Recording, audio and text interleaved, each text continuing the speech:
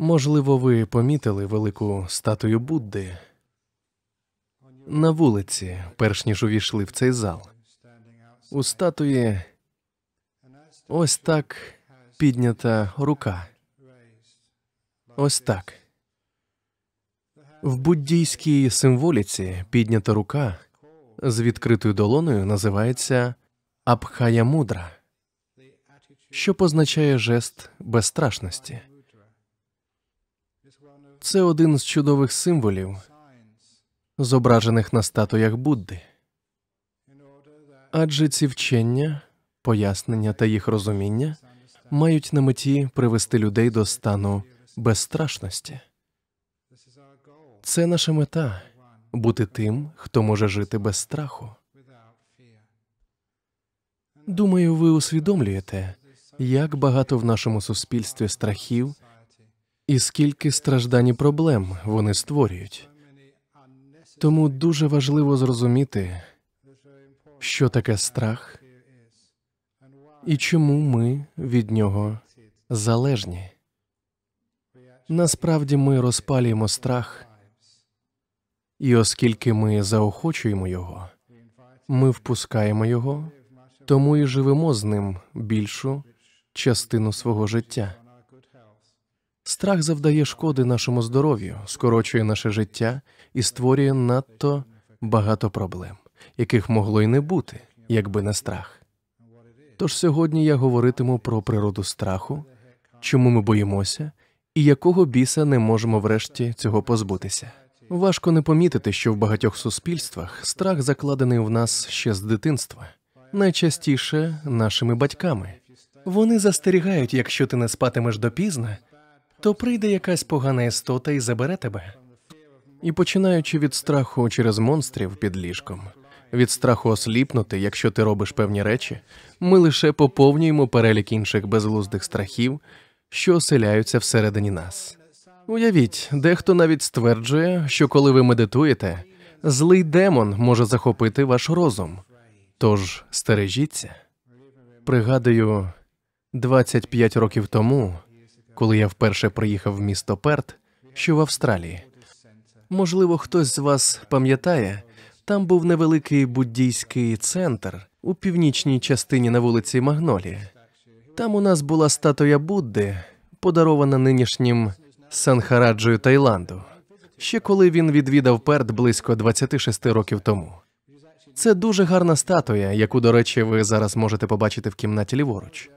Тоді це була наша єдина статуя. Я пам'ятаю, як одного разу до нас прийшов якийсь чоловік. Він був християнином, зокрема лідером релігійної спільноти в Західній Австралії. Він прийшов переконатися, що ми не секта, яка вводить людей в оману, захоплюючи їх розум. Що ж, ми дійсно впливаємо своїм вченням на людей, але насправді ми звільняємо їхній розум, а не захоплюємо його. Отож, коли цей чоловік увійшов, його зустріла наша помічниця. Дуже чудова і мила австралійка. Це лише додало переконливості тому, що не може така приємна дівчина бути в секті. Та коли він зайшов до кімнати і побачив велику статую Будди, то з жахом вибіг. Уявіть, йому стало страшно через просту статую Будди. Ви можете просто зараз зайти в сусідню кімнату і глянути на цю статую. Відколи вона тут, я жодного разу не бачив, щоб вона ворушилася, кусала когось чи взагалі щось робила. Вона просто стоїть на своєму місці. Не розумію, що може викликати страх, але, як бачите, іноді цей страх просто вселяється в людей. Дуже часто люди перебувають під впливом страху, під його постійним контролем, позбавлені власної волі. Іноді я навіть чую, як дехто каже, що якщо ти медитуєш, з тобою трапиться щось погане. Я викладаю медитацію понад 25, а може і цілих 30 років відтоді, як потрапив сюди. Вперше я навчав медитації ще коли був шкільним учителем, а це було майже 40 років тому. Чи 36, 37, не пригадаю. Я викладав математику, тож мав би знати, скільки років тому це було. Але одного разу я проводив шкільні збори в середній школі. І там було близько 650 дітей. Я вирішив провести шкільні збори протягом всього тижня і навчити цих всіх дітей медитувати. Першим уроком була дихальна медитація. Коли я сказав дітям «сядьте рівно», усі діти сіли як годиться. Коли я сказав їм заплющити очі, вони всі як один заплющили їх. І коли я сказав «відпустіть минуле, не думайте про майбутнє, будьте в моменті тут і зараз і сконцентруйтесь на своєму диханні», усі 650 дітей сиділи і прислухались до свого спокійного дихання. Десь через 5 хвилин зовсім спонтанно вони почали аплодувати.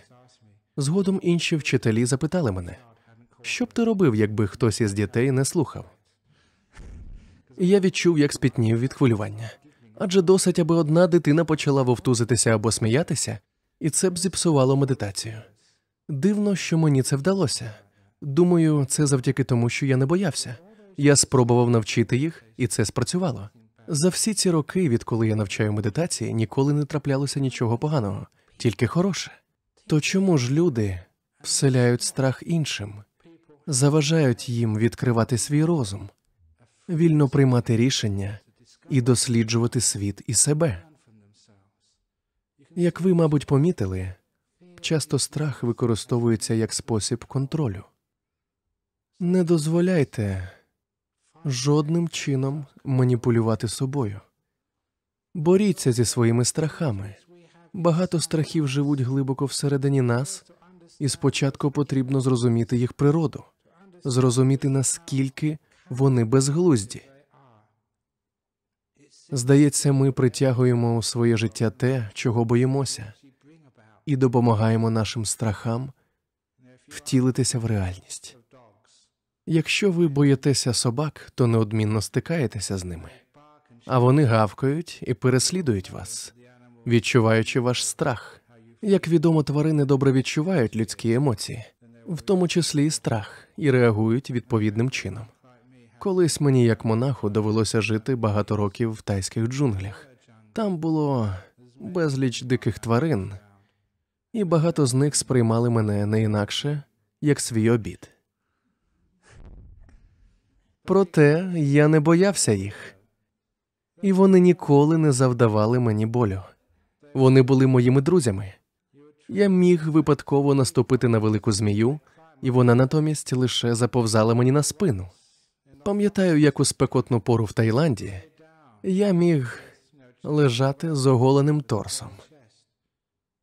І тарантули падали на мене, повзли по моїх грудях. І це було так лоскотно. Уявіть, якби я боявся їх, то напружився б, а вони б відчули мій страх і почали б кусати мене, що дуже неприємно. Але оскільки я не боявся, то міг жити з ними в мирі та злагоді. Це один із багатьох прикладів того, як страх викликає психологічний негатив, що шкодить нам та іншим.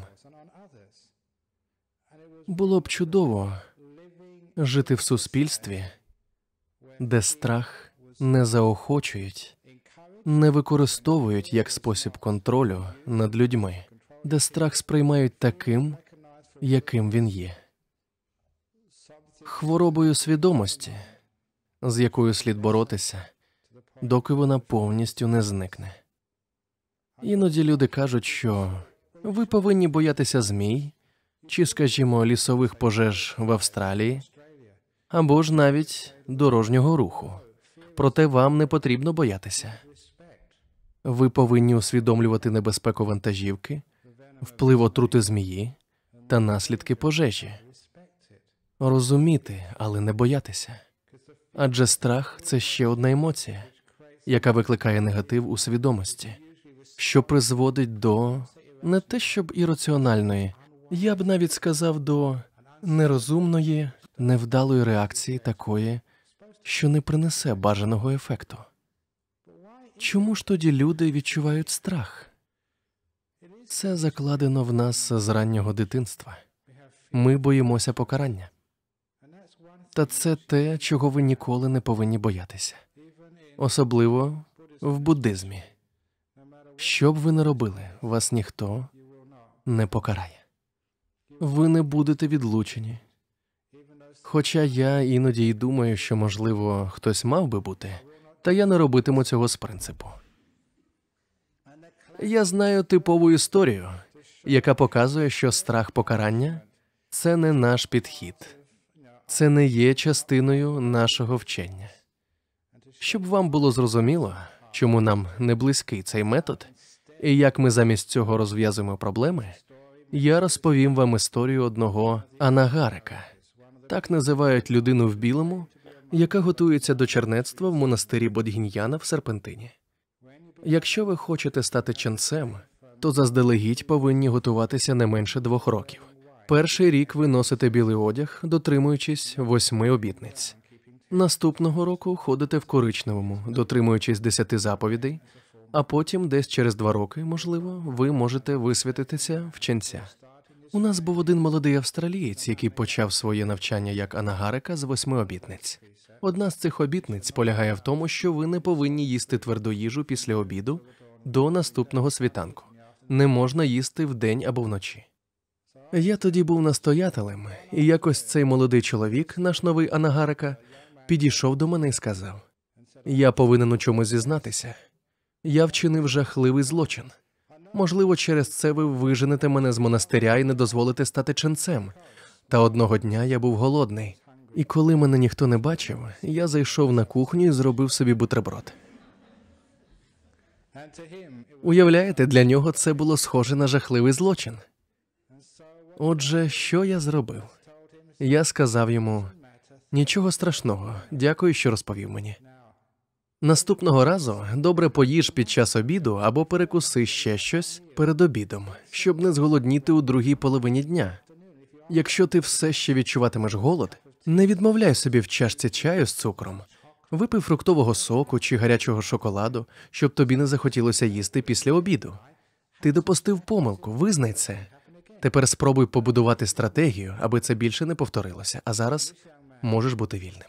Цей молодий чоловік подивився на мене і сказав: «Вибачте, але цього недостатньо. Якщо ви не покараєте мене, я знову це зроблю. Мені потрібно спокутати провину». Він добре знав себе і розумів, що покарання завжди було методом виховання в його житті. Він сказав: «Якщо ви мене просто так відпустите, то я впевнений, що згодом зроблю це знову». Тож мені довелося швидко знайти рішення.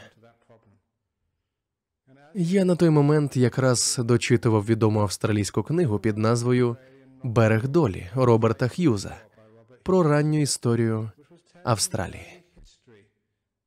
В ній йшлося про засуджених, яких привезли в Австралію, і про суворі покарання, присуджені їм. Я знову подивився на поголеного молодика в білій одежі і відповів: «Якщо ти хочеш покарання, я дам тобі традиційне австралійське покарання, що називається 50 ударів кішки». Обличчя юнака стало блідішим за його світлий одяг. Ще не знаючи достатньо про буддизм, він подумав: «Боже, а Джон Брам збирається мене відшмагати». Я заспокоїв його, пояснивши, що в буддизмі означає покарання 50 ударів кішки. В нашому монастирі є 3 кішки. Вибери, яку хочеш, і погладь її 50 разів. Хороший котик, хороший. І отак 50 разів. Навчись трішки співчуття та доброти, тому що це єдине, що здолає твою потребу в покаранні та болю. Саме тому, що ви не знаєте доброти та співчуття, ви думаєте, що страх – це єдиний спосіб тренувати себе. Я сказав йому, що ми не використовуємо страх як метод покарання.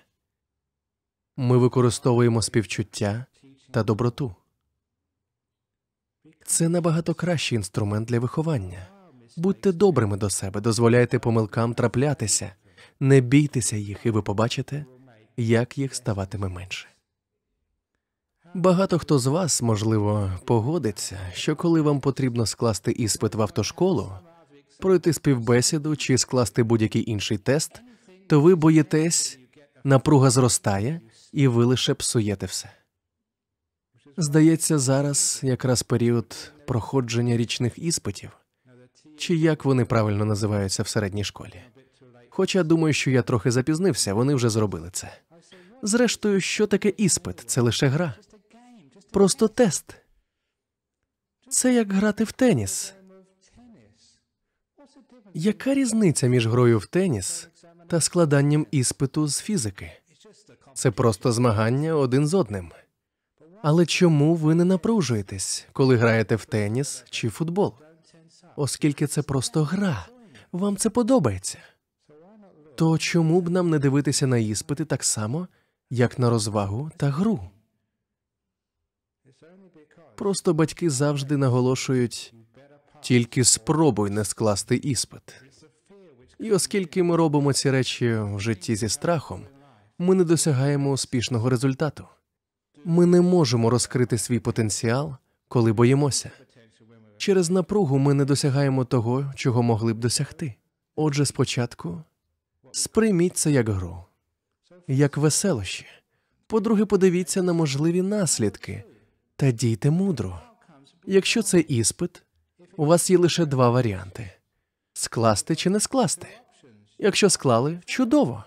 Ваші батьки похвалять вас за те, який ви молодець. Друзі привітають і все буде добре. Але якщо ви провалите іспит, то принаймні вам більше не доведеться його складати. Адже якщо ви пройдете, у вас завжди буде ще один іспит наступного року. По суті, ми завжди долаємо різні випробування протягом більшої частини нашого життя. Аж поки не зазнаємо невдачі, тоді ми нарешті можемо здатися і трохи розслабитись. Я трохи жартую, але пам'ятайте, що це дійсно не має значення. Всі ці ідеї про успіх і невдачу, який в них сенс? Якщо ви складете іспит, добре, якщо ви провалите його, то все ще можете жити мирним і щасливим життям. Скільки з вас коли-небудь провалювали іспити? Можливо, тоді ви думали, що це кінець світу, але насправді ви прожили дуже щасливе та чудове життя. Скільки разів ви безглуздо хвилювалися через співбесіду, коли не влаштувалися на роботу, а потім дуже раділи, що все вийшло саме так? Скільки разів я боявся, коли бачив приємну дівчину на вечірці і намагався познайомитись з нею, і через страх мені це ніколи не вдавалося. Хоча насправді мені дуже пощастило, бо інакше я б не став ченцем. Ми так часто чогось боїмося. Але чому? Страх буває цілком безпричинним. Тому, коли я потрапляю в складну ситуацію, то завжди розглядаю 2-3 варіанти розвитку подій. І розумію, що немає сенсу боятися, що б не сталося. Адже я завжди впораюсь з усім. Я літаю по всьому світу і, здається, вже неодноразово говорив, що я не боюсь літати. Уявіть, якщо навіть на борту вашого рейсу і є терорист, і літак підірвуть на висоті 10 кілометрів, то навіть в цій ситуації у вашій смерті є 3 переваги. Перша – миттєва кремація. Вам не доведеться турбуватися про пошук похоронної служби та організацію похорону. Все буде дуже ефективно, вирішено на місці.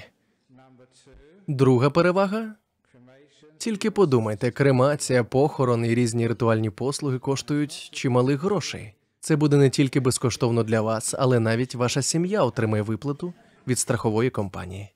Таким чином, ваша родина ще й заробить грошей на вашій смерті, що дуже непогано.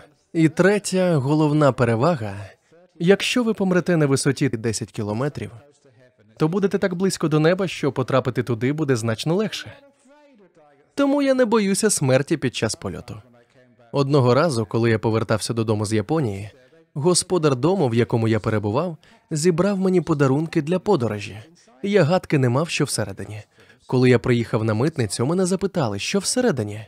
Я відповів, що не знаю. Я був чесний. І зовсім не відчував страху, хоч і розумів, що всередині могло бути все, що завгодно, навіть наркотики. Я не боявся, бо розумів, чого очікувати. Так, мені б довелося сісти у в'язницю і харчуватися 3 рази, а не 1,5, як у монастирі. Мені не довелося б там працювати, я б просто сидів Я б міг навіть дивитися телевізор, чого не можу робити в монастирі. То чого ж мені боятися? Ну ж бо, як каже Джордж Буш, я не боюся. А якби це сталося в Сінгапурі, де неминуча смертна кара? Ну, я все одно колись помру, і мені ніколи не подобалася думка про будинок для літніх людей. Тож я можу померти в розквіті сил, а це чудовий час для смерті. Іноді людям доводиться їхати в такі місця, як Дігнітас у Швейцарії, щоб там піддатися евтаназії, адже в Австралії це не дозволено, хоча колись на північних територіях була така можливість. Ось таким чином я б отримав це безкоштовно. Якщо ми все одно всі помремо, чому ж тоді люди так бояться цього? Тому що вони не дуже замислюються про можливості та наслідки. Вони не розуміють, що це не має значення. Що б не трапилось, ви завжди якось впораєтесь. Нічого страшного. Скільки людей бояться так званої економічної кризи? Це не економічна криза. Це відбувається постійно, адже акції то зростають, то падають в ціні. Так буде завжди, і так було завжди, але іноді ми не вчимося досвіду минулого. Чому тоді ми боїмося? Не хвилюйтесь, акції ніколи не впадуть надто вниз. Такого ніколи не було і не буде, я вам це обіцяю. Вони трохи падуть в ціні, а потім знову підіймуться. Знаєте чому? Тому що люди не хочуть, щоб це зайшло занадто далеко. Ніколи не недооцінюйте силу людських бажань. Неймовірно, як це впливає на світ, коли всі думають однаково. Тож акції впадуть лише на деякий час, і ви знаєте чому. Бо люди занадто бояться. Коли ми боїмося, ми панікуємо. І коли ми панікуємо, ми допомагаємо нашому страхові втілитися в життя. Я не можу втриматись, щоб не розповісти вам історію з моєї книги «Відчиняючи двері свого серця» про серіал з назвою «Кунг-фу», який я дивився в юності. Здається, це був серіал з Девідом Керрадайном, якщо мені не зраджує пам'ять. Я пригадую одну конкретну сцену про силу страху. У цій сцені йшлося про молодого ченця-початківця, якого називали Коник-стрибунець. У нього був наставник, дуже мудрий сліпий монах, який навчав його багатьом життєвим речам. Це була не лише теорія, а справжній буддизм на практиці, в реальному житті. В одному епізоді монах завів хлопця в таємну кімнату, зазвичай зачинену, куди не пускали новачка. Коли монах відчинив двері, камера повела глядача за ним всередину. Світло заливало кімнату, і сліпий наставник запитав свого учня: «Що ти бачиш? Скажи мені». Я зацікавлено дивився через екран очима хлопця. Коник-стрибунець відповів: «Це басейн». На що монах сказав: «Дуже обережно підійди до краю». «Що ти бачиш внизу?» Хлопець повільно і обережно підійшов до краю басейну і сказав: «Я бачу кістки. В басейні багато кісток». Саме так сказав монах. Це людські кістки, тому що це не вода, а кислота, сильна концентрована кислота. Тож будь дуже обережний. Хлопець, усвідомлюючи небезпеку, відійшов від краю басейну. «Що ще ти бачиш?» – запитав наставник. «Я бачу дошку, що з'єднує один бік басейну з іншим», – відповів юнак. «Добре, це буде випробування. Випробування для тебе. Оскільки всі новачки повинні пройти його. Ти повинен пройти по цій дошці через басейн, наповнений концентрованою кислотою. І я не хочу, щоб ти впав і додав свої кістки до кісток інших молодих новачків, що не пройшли випробування». Хлопець виглядав переляканим. І, зізнаюся, я теж злякався, дивлячись телевізор. «А зараз вийди на вулицю», – сказав монах. На дворі, на монастирському подвір'ї, була ще одна дошка такого ж розміру й довжини, як та, що була в басейні, тільки викладена на 2 цеглини. «Попрактикуйся», – сказав наставник хлопцеві. «У тебе є 7 днів. Інших обов'язків немає. Просто потренуйся ходити по цій дошці. Тому що через 7 днів тобі доведеться пройти через басейн із кислотою, що поглинув багатьох новачків». І так він тренувався 7 днів. Вже за півдоби без проблем тримав рівновагу. Але через 7 днів настав день істини, і монах знову завів хлопця до таємної кімнати. Він наказав йому: «Стань на край дошки». Ви б бачили, як ноги хлопця почали тремтіти від жаху. Бо тепер це була не просто дошка над бетоном у дворі. Під ним була кислота. Варто зробити один невірний крок. Він впаде всередину і помре жахливою смертю. «Йди», – наказав монах. Юнак обернувся, і на його обличчі можна було прочитати: «Благаю, наставнику, не змушуйте мене йти». «Йди», – повторив монах. Тож коник-стрибунець змушений був зробити перший нерішучий крок. Наближаючись до центру басейну, його крок ставав ще більш невпевненим, а ноги переставали слухатися. Було видно, як він тремтить, а потім хитається все сильніше, і здавалося, що він ось-ось впаде. Як раптом рекламна пауза. Ох, я ненавидів рекламу. Мені довелося подивитися дурну рекламу прального порошку та зубної пасти, перш ніж я зміг дізнатися, що сталося з коником-стрибунцем. Отже, після нескінченного очікування закінчення дурної реклами, ми знову опинилися в жахливій кімнаті. Але, як зазвичай буває після реклами, приблизно на 3-4 секунди позаду, де вони зупинилися. Я знову дивився на хлопця, який ще не похитувався, але дуже тремтів. І чим далі він наближався до центру басейну, то погойдувався все більше і більше, і здавалося, що ось-ось і впаде. І знаєте, що сталося? Він впав. Прямісінько у басейн із кислотою. А знаєте, що зробив співчутливий наставник? Він почав сміятися. І доки хлопець бовтався у воді, сміявся дедалі більше, аж доки коник-стрибунець не зрозумів, що він не опікся кислотою, що з ним все гаразд. Наставник сказав: «Ну що ж, як бачиш, це лише вода. Це була не кислота, а звичайна вода. А кістки ми просто кинули в басейн, щоб ти налякався». Чому ж ти впав? Тебе штовхнув страх. Саме страх змусив тебе впасти. Це був чудовий урок, який я назавжди запам'ятав.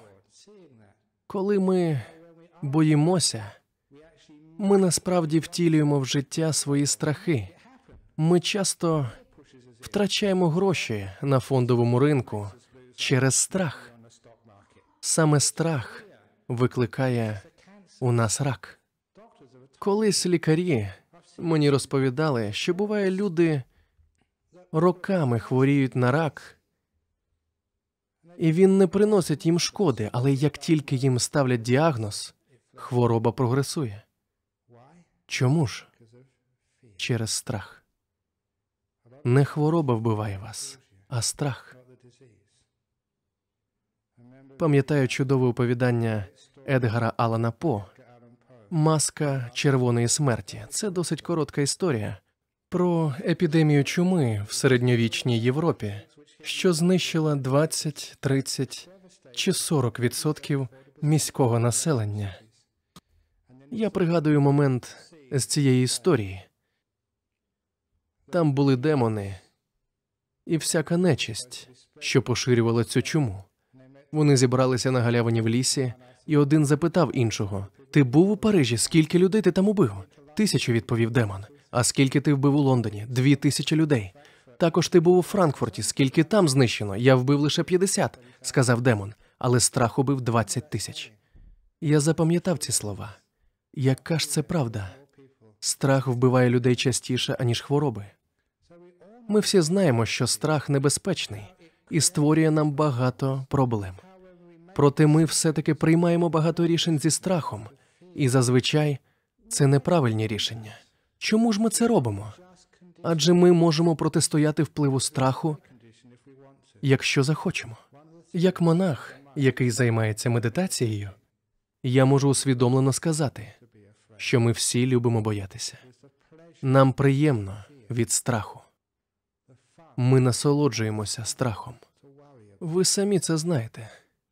Ви ходите в парки розваг на смертельні спуски, на яких мчите до неминучої загибелі, але які в останню хвилину зупиняються.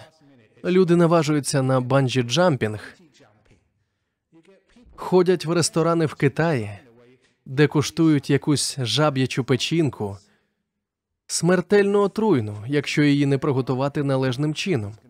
Кожного разу хтось може померти, і людям це подобається. Вони платять великі гроші, щоб бути наляканими до смерті, а іноді вони і справді вмирають. Ви ходите в кіно на фільми, якими такі режисери, як Стівен Спілберг, лякають вас до смерті своїми спецефектами і втискають в сидіння від страху. Чому нам це подобається? Бо ми залежні від страху. Але чому так? Бо ми не вміємо цінувати спокій. Нам нудно, коли все добре. Нам здається, що невелика криза справді створить більше відчуття того, що я чогось вартий, що я є кимось, що я роблю щось вартісне. Часто саме неспокій людства породжує страх і занепокоєння, які руйнують людство. Ми просто боїмося бути задоволеними, спокійними і щасливими. Одна з причин полягає в тому, що багатьох з нас змалку вчили думати, що ми не заслуговуємо на спокій, що ми не заслуговуємо бути щасливими. Тому, коли щастя приходить до нас, ми хочемо його знищити. Це повністю суперечить буддизму, що навпаки вчить вас усвідомленню, що ви маєте право бути щасливими. Ви заслуговуєте на щастя. Що б ви не вчинили в минулому, ви не заслуговуєте на те, щоб вас били батогом, але ви можете навчитися співчуття до себе та інших завдяки вправі 50 ударів кота. Навчитися бути добрим до себе, дарувати собі не хвилину спокою, а ціле життя у спокої. Вам не потрібно руйнувати своє щастя, вигадуючи речі, через які ви будете хвилюватись і змушувати себе боятися. Навіщо людям дивитися фільми жахів? Навіщо їм ходити в місця, де їм буде страшно? Чому вони займаються екстремальними видами спорту? Чому ганяють на мотоциклах? Я пам'ятаю одну з найдурніших спортивних подій, яку я коли-небудь бачив. Коли ще був студентом, це були як перегони на мотоциклах, тільки на льодовій трасі. Тож єдиним способом втриматися на ковзанці було намотати на колеса щось на зразок шипоподібного ланцюга. Вони їхали по колу з шаленою швидкістю, і час від часу хтось падав і травмувався шипами. Це було божевілля. Ну чому люди це роблять? Тому що вони люблять сплески хвилювання і страху. Але чому інші дивляться? Бо вони чекають, доки хтось травмується. Ми боїмося і харчуємось цим страхом. І це страшне прокляття для людей. Тому єдиний спосіб зупинити цю залежність від страху – це перш за все розпізнати його. Багатьом з нас подобається боятися. Коли все добре, ми непокоїмось, бо думаємо про те, що може піти не так. Ви можете бути у стосунках з чудовою людиною, але водночас постійно боятися, що станеться, якщо вона покине вас чи знайде собі когось іншого. Через страх та занепокоєння стосунки руйнуються. Ви руйнуєте довіру, яка є надзвичайно важливою частиною відносин, тому що боїтеся, що станеться, якщо я не сподобаюся йому, чи щось піде не так, боїтеся, що вона піде чи зустріне когось іншого. Можливо, у вас вже були стосунки, керовані страхом, і ви знаєте, як це важко, коли між вами немає довіри, що дає один одному свободу і яка збереже ці стосунки. Скільки ваших стосунків вже було зіпсовано через страх? То чому ми це робимо? Визнайте, що навіть коли все добре, ми все ще залежні від страху. Коли ми хворіємо, то боїмося, який діагноз лікар поставить в медичному висновку. Втім, коли все минає і ви забуваєте про біль, знаходиться інша причина для хвилювання. Дуже часто ми залежні від страху. І ви можете побачити, як це впливає на ваше життя. Єдиний спосіб подолати цю залежність від страху – насамперед визнати її. Визнати, що боятися безглуздо і раціонально не потрібно. Боятися – це не мудро і не логічно. Натомість у вас завжди є інший варіант. Ви можете перебувати в спокої та розуміти, як це дивовижно, наскільки ми, люди, вміємо пристосовуватись. Неважливо, в який бік життя поведе вас, немає значення, що станеться. Ми можемо, завжди могли і завжди зможемо пристосуватися. Ми завжди можемо впоратись з тим, що підкидає нам життя. Люди часто втрачають гроші. Можливо, багато з вас стикалися вже з цим. Світ теж це вже пережив. Я не можу не згадати своїх батьків, які пережили не лише світову економічну кризу, а й Другу світову війну. І все ж вони, як і більшість людей, боялися терактів. Мама розповідала мені, що щовечора в Бліці відбувався теракт, і з неба падали бомби. Терористичні атаки, такі, як були 11 вересня, тільки масштабніші в 1000 разів були щоночі. І, можливо, ви знаєте з історії, що це був один з найкращих часів у Лондоні. Так, іноді ми щось втрачаємо, але водночас і отримаємо щось натомість. За чорною смугою обов'язково йде біла. Під час бомбардувань в Бліці таке ж відбувалося в Німеччині, коли її бомбардували англійці. Ніхто в тій війні не був безневинним. В ній немає переможців, обидві сторони переможені. Проте люди в той час об'єдналися. Було неймовірне відчуття згуртованості, дружби, спільної роботи, турботи один про одного. І люди, які пережили той час, згадують його з певною ніжністю. Не все було так погано. Насправді багато чого було настільки значущим, красивим і дивовижним. Так буває завжди, коли світ змінюється. Навіть якщо ви, до прикладу, захворієте. Так, хвороба приносить багато болю, але й багато прекрасного. Якщо вам діагностують рак, і прогнози невтішні, то це, звісно, погано. Але те, що станеться далі, дивовижно, бо ви отримаєте так багато досвіду. Ви розумієте, скільки друзів підтримують вас, наскільки люди піклуються про вас. І ви відчуєте себе в центрі їхньої турботи. І щось таке є приємне в цьому досвіді важкої хвороби, з якою рано чи пізно хтось із нас зіткнеться. Пам'ятайте про це, будь ласка. Багато з вас хворіли на рак і пережили його. Багато з вас знали інших людей, які вмирали від цієї хвороби. Попри біль завжди знайдеться щось приємне. Попри негатив завжди є щось позитивне. Пам'ятайте про це. Яким би не був результат, в процесі завжди буде щось прекрасне, і це допоможе здолати страх. Адже страх лише нагнітає в думках, що все буде жахливо, все безнадійно, що ви не впораєтесь. Гляньте на інших людей, озирніться на історію та досвід, яким вона з нами ділиться, і ви зрозумієте, що боятися нема чого. Пригадую, мій вчитель відвідував мене у лікарні, коли я хворів. Він завжди говорив: ти або одужаєш, або помреш. Так чого ж боятися? Хвороба не триватиме вічно. Буддисти не сприймають смерть зі страхом. Ну і що, якщо ми помремо? Ми народимося знову. Це легко і просто, як обміняти машину чи переїхати. Чого ж боятися? Іноді наша культура впливає на людей таким чином.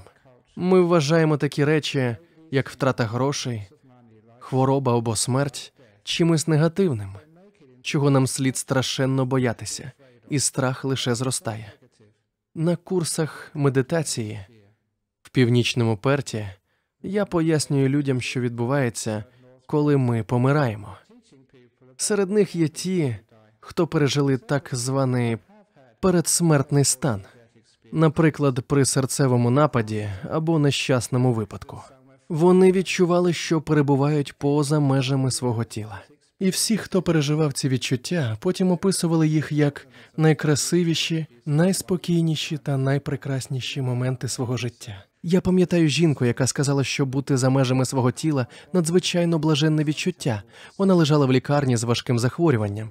Її чоловік поспішав до лікарні, щоб побачити її, ще доки вона жива, але вона вже померла, і її свідомість була вже за межами її тіла і прекрасно почувалася.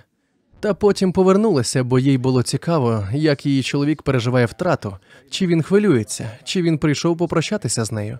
Ці думки повернули її до життя. Згодом вона розповіла, що це був найпрекрасніший досвід у її житті. Я допустив, що, мабуть, вона, як і інші, хто пережив клінічну смерть, більше не боїться померти. На що вона ствердно відповіла: «Так, я не боюся смерті. Чому ж боятися смерті, знаючи, що це буде приємно? От ви боїтеся смерті? Ви будете її боятися, доки не зрозумієте, що це таке, доки будете піддаватися впливу суспільства, що змушує вас боятися багатьох речей, і доки вам подобатиметься боятися. Отже, коли у нас є трохи мудрості зрозуміти, що станеться, і усвідомити, що страх, який ми відчуваємо, є лише залежністю, через яку ми не можемо бути у спокої, натомість завжди хочемо хвилюватися через щось.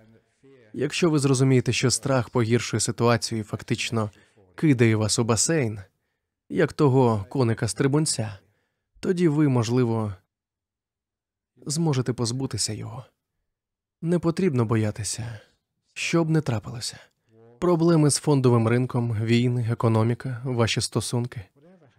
Що б не сталося, ви завжди впораєтесь. В житті буває різне.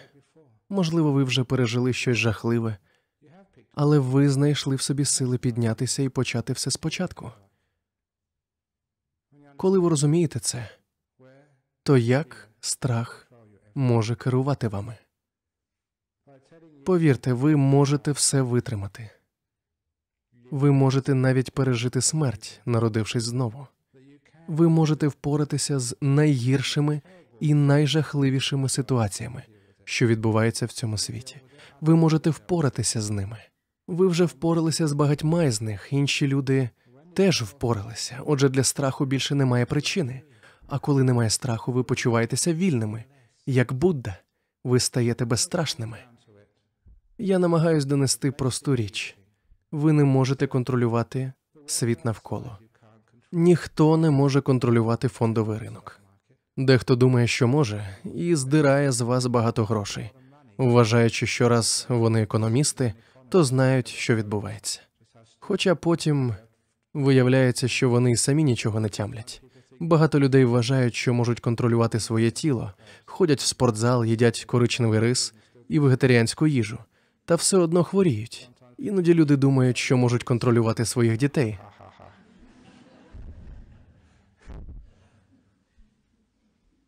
Світ неможливо контролювати. Навіть на моєму курсі медитації вам важко контролювати власну свідомість впродовж 7 днів, чи не так? Тож, якщо ви навіть не можете контролювати свій розум, що ви можете зробити?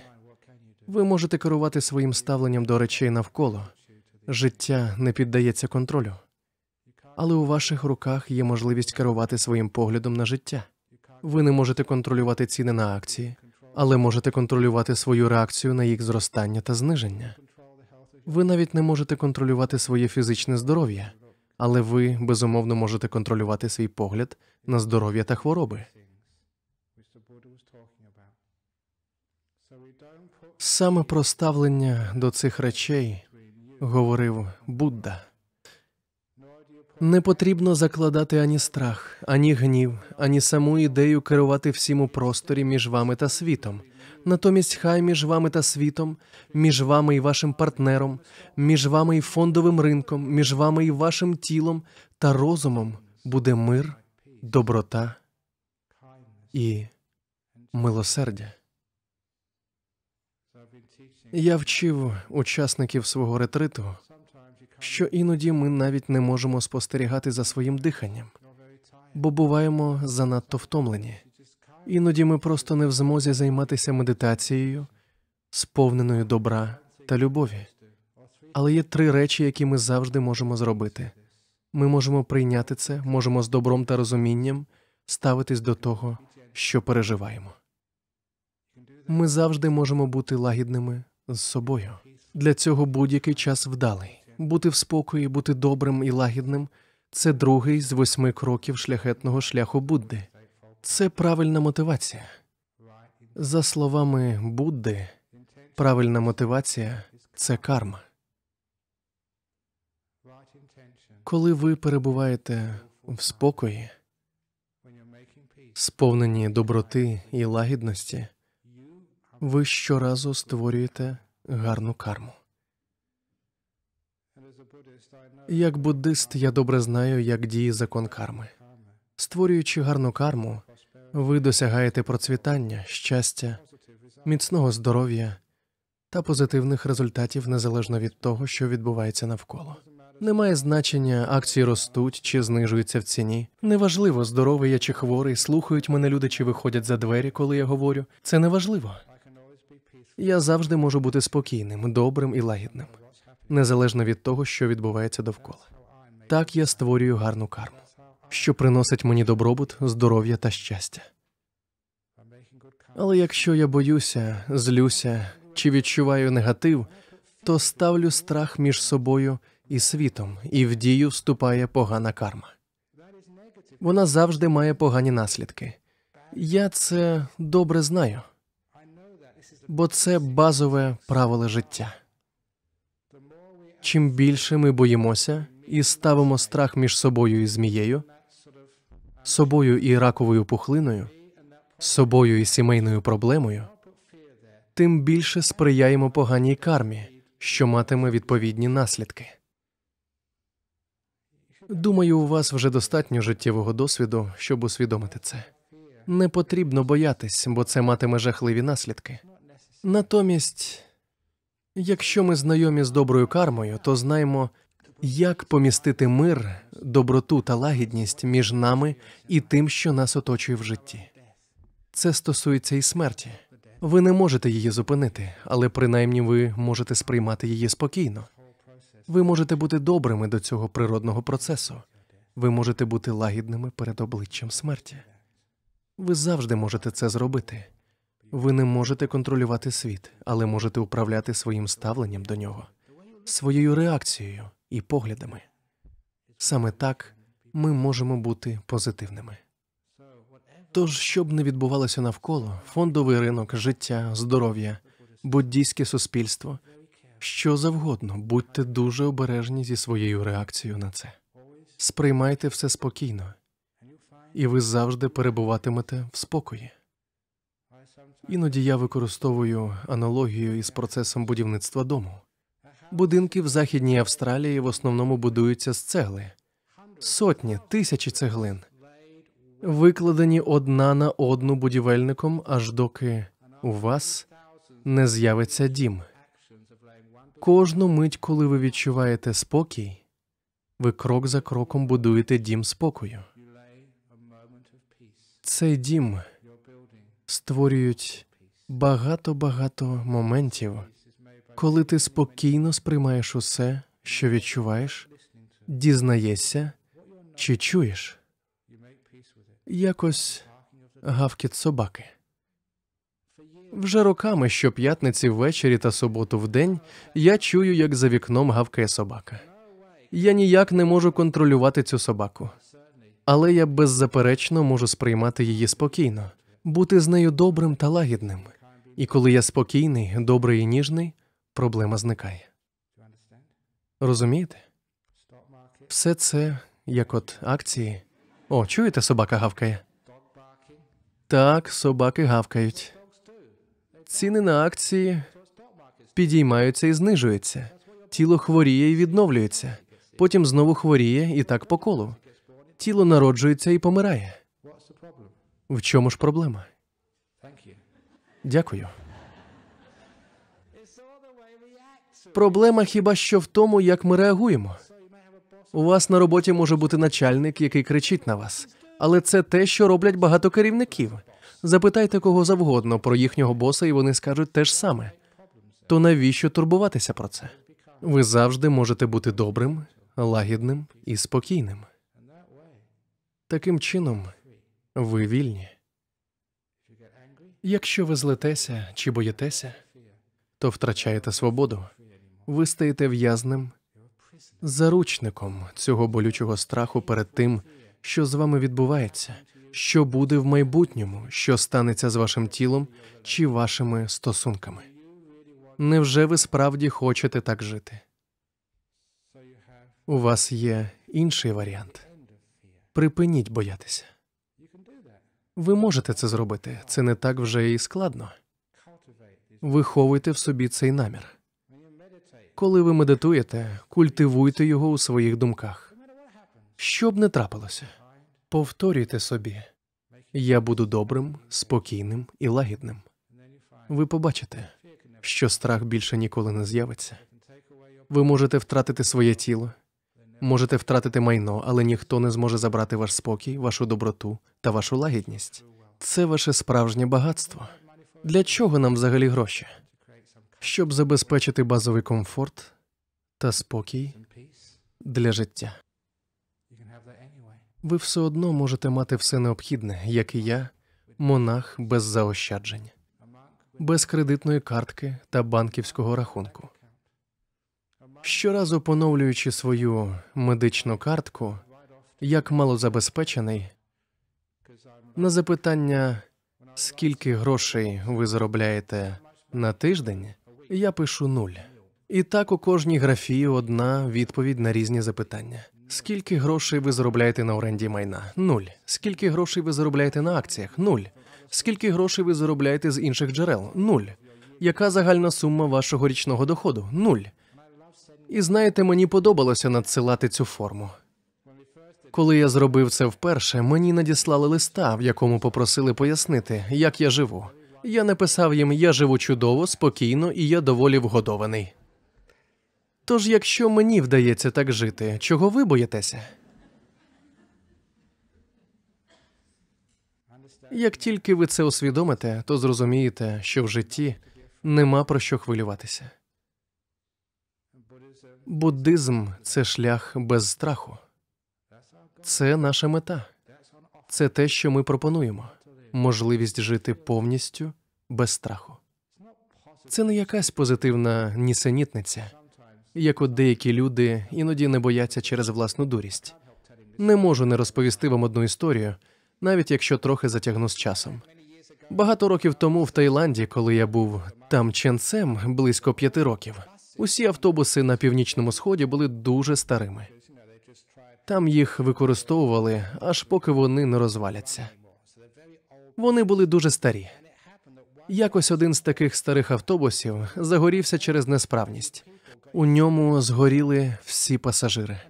Не знаю чому, але це траплялося неодноразово. Один автобус за іншим раптово спалахував. Я знаю ченця з мого монастиря, який був в одному з тих автобусів, і йому вдалося вибратися. Проте у вогні згоріли його чаша та одяг, і він отримав компенсацію від транспортної компанії. Це було справді небезпечно. Якось я був в одному з цих автобусів. Як ченця мене завжди садять на переднє сидіння. Можливо, ви знаєте чому. Вважається, що у нас хороша карма, і ми можемо запобігати лобовому зіткненню і захистити пасажирів, що сидять позаду. Того разу в автобусі несподівано виникла пожежа, і всі почали кричати «Вогонь! Пожежа!». І водій автобуса різко загальмував. Я ледь не вилетів у вікно, але встиг якось зупинитися. Проте водій опинився за вікном. Всі люди кинулися до виходу. Зі мною, до речі, був ще один монах. І як належить монахам, ми не повинні контактувати з жінками, як і черниці не повинні контактувати з чоловіками. В автобусі було багато жінок, але цей монах, що сидів поруч зі мною, не зволікав, а виштовхував всіх назовні. Я ж був дуже вихованим ченцем і перш за все дозволив іншим людям вийти, адже я виховувався в Англії, як джентльмен. Насправді, головною причиною, чому я не вийшов, було те, що я погано розмовляв тайською. Я здивовано спостерігав за метушнею, бо не розумів слова «пожежа» і не читав в газетах про те, скільки людей загинуло в таких автобусах. Тож я продовжив спокійно сидіти. Я не залишився останнім в автобусі, там був ще один чоловік. Він затримався біля задніх сидінь, щоб глянути, що там. Виявилось, що диму було зовсім небагато, і він гукнув до інших пасажирів. «Це лише цигарка. Це не справжній вогонь, а просто дим». Хоча крім мене та нього більше нікого не залишилося всередині. Тож коли люди на вулиці почули це, вони погасили недопалок і почали повертатися на свої місця. Я сидів де й раніше попереду, і дехто з пасажирів почав говорити до мене: «О, святий Арахант, ви просвітлений і преподобний монах! Ви неймовірний, ви зовсім не боялися!» Не так, як той негідник-монах, який виштовхував всіх без сорому. Це був дивовижний момент для мене, але, чесно кажучи, я не був героєм. Я був просто дурним, бо не мав уявлення, що відбувається. Тому безстрашність іноді може бути ознакою дурості. І це не та відсутність страху, яку ми тут рекомендуємо пізнати. Справжня безстрашність означає, що ви розумієте, що відбувається. Але щоб не сталося, ви завжди можете впоратися з цим і не боятися. Ви помрете або будете жити. Зрештою, ви все одно помрете одного дня. Ви можете захворіти і одужати або померти. Це просто біль, з яким вам під силу впоратися. Всього-навсього. Щось трапляється і щось минає. Тож, будь ласка, будьте мудрими. Зберігайте спокій. Наповнюйте себе добром та лагідністю. Не піддавайтеся гніву чи страху, бо це вбиває вас. Також це заважає процвітанню та гармонії в нашому світі. Ви можете подолати страх. І як показує статуя Будди на дворі, не хвилюйтеся. Це те, про що я хотів розповісти вам сьогодні ввечері. Як позбутися страху. Можливо, у когось є коментарі чи запитання щодо моїх слів.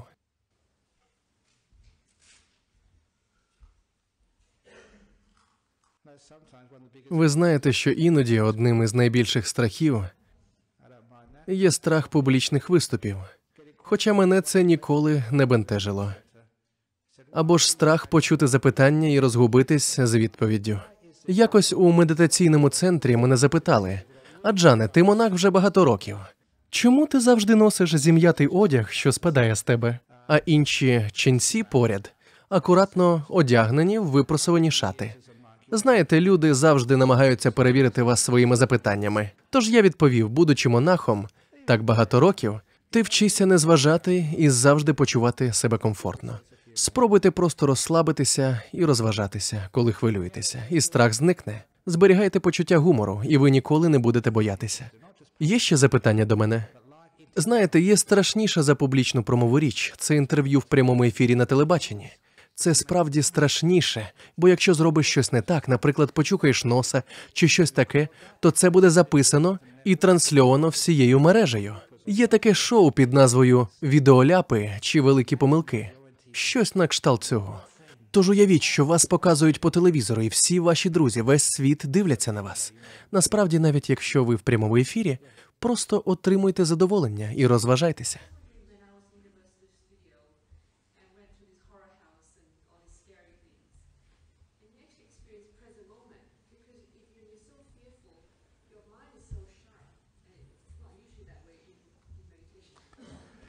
Так, є запитання. Гаразд, ви кажете, що якось ви пішли в кіно дивитися жахи. Чи в тематичний парк розваг, щось таке, і ви так злякалися, що дуже гостро відчули себе в моменті, тут і зараз. Можливо, ви й були в теперішньому моменті, але ви були напружені. Ви не були вільними. Це невірний спосіб відчути себе в моменті. Я знаю, що в деяких дзен-монастирях, коли ви сидите обличчям до стіни, а хтось позаду йде з палицею, то це може налякати. Звичайно, ви будете перебувати в теперішньому моменті, але не в спокої. Таким чином, ви ніколи не досягнете просвітлення. Ось чому у нас тут немає палиць. Може, часом вони б знадобились, але тоді ви могли б подати на нас до суду. Тож, звісно, ви перебуваєте в теперішньому моменті, як тоді, коли їдете дуже швидко на мотоциклі. Ви в моменті, але як ви себе почуваєте? Ви відчуваєте скутість і напругу. Це не відчуття волі. Є хвилювання, але немає відчуття щастя. Чудово, що ми знаємо різницю між хвилюванням і справжнім щастям. Не робіть такої помилки. Під час банджі-джампингу ви дійсно перебуваєте в цьому моменті, але ви не вільні, не розслаблені. Та ви можете бути в теперішньому моменті і водночас відчувати себе розслабленим. Так, бачу руку позаду. Звісно. Я вам це гарантую поверненням грошей. Навіть якщо ви не вірите в Бога, ви не потрапите в пекло. 100%. Я знаю, про що говорю. Вам не потрібно хвилюватися через таку нісенітницю. Повірте мені, ви вільні. Можете мені довіритись. Я не обманюю. Проте, навіть якщо я кажу це, хтось все одно подумає. Про всяк випадок. Це називається страхом. В буддійському суспільстві ви потрапляєте в рай. Найвищий з можливих. Ми подаємо приклад шляху, яким ви можете піти. Тільки подивіться на цих неземних ченців перед собою, на цих блаженних і безтурботних людей. Я пам'ятаю реклами, які дивився в перервах між чудовими історіями про коника-стрибунця. З екрана обіцяли, якщо ви придбаєте цю зубну пасту, то будете щасливі та спокійні. Насправді, це кінцевий результат, який вам так потрібен, а не цей товар. А тут ми навчаємо, як отримати результат, відчуття щастя і спокою, безкоштовно, незалежно від жодних товарів. Одним словом, те, що люди кажуть, це нісенітниця. Чому вони так говорять? Коли-небудь чули, щоб в нашому буддійському центрі говорили щось на кшталт «якщо не прийдеш до монастиря, то потрапиш у пекло», чи «якщо не будеш медитувати, то будеш горіти цілу вічність». Ми не говоримо цього, бо нам не потрібно використовувати страх. Насправді, сама ідея використання страху є неетичною. Натомість ми поширюємо позитив, нагадуючи, що відпустивши страх, ви будете щасливі. Думаю, ви й самі це розумієте, бо це очевидно. Ви можете спробувати це без жодних вагань. Хіба це не чудово? Ви можете обрати шлях, який допоможе вам відкрити багато чого для себе в цьому житті. Ви можете пізнати щастя, відчути спокій, зрозуміти тих, хто відчуває неземну безтурботність. Багато з тих, хто медитує тут, в північному Перті, сповнені блаженством. Пригадуєте, раніше я казав, що внутрішнє блаженство краще, ніж секс. Дехто відчував це і погоджувався, що цей неймовірний досвід справді не зрівняється з тілесним задоволенням. Я хочу більше. Ви не мусите вірити на слово. Ви можете насправді відчути це під час медитації. В цьому немає жодного негативу. Як коли хтось каже «ти потрапиш до пекла». Що ці слова дають людям?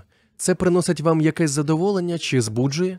Це дуже дивно, якщо є хтось, кого може збуджувати подібне. Так, там позаду, прошу.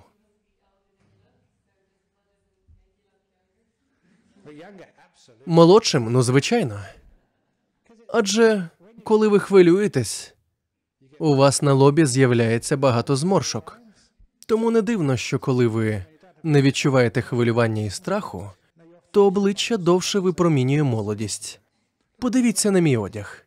Якби я продовжував так рвати і розтягувати його, це тривало б недовго. Та я обережно одягаю його, і він прослужить кілька років. Тож, якщо ви триматимете ваше обличчя красивим і розслабленим, воно прослужить довго. Отже, ви бачите секрет молодості. Вам не потрібно ходити в салони краси. Забудьте про ботокс. Медитація. Дхамма. І це набагато дешевше.